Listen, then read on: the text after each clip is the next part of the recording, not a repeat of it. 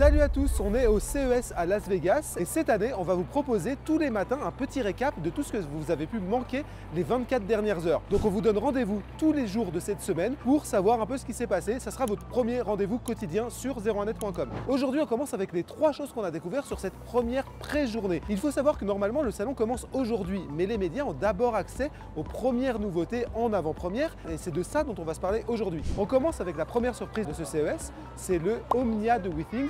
C'est un miroir connecté, un miroir doté d'une intelligence artificielle. Et qu'est-ce que ça fait?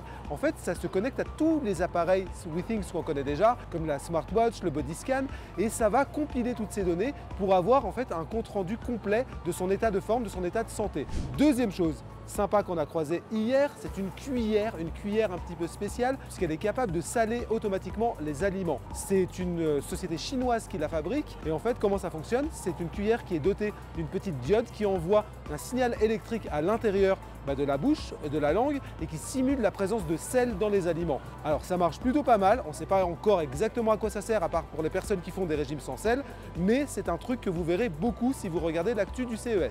Et on termine avec le gros événement de cette première journée, c'est les premières annonces, ce sont les premières annonces de Samsung avec ce qu'on appelle le First Look, le premier point de vue sur les nouveautés télé et écran de Samsung.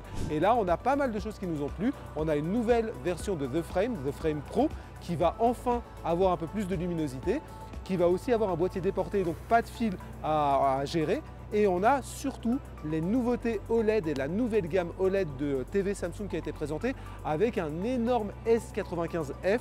C'est le haut de gamme de Samsung et cette année, il va exploser en matière de luminosité puisqu'on promet pas loin de 4000 nits. C'est énorme et c'est quelque chose qu'on va évidemment tester avec le 01 Lab pour voir si la promesse est au rendez-vous. Voilà pour ce premier récap du CES. On vous dit à demain pour une nouvelle journée.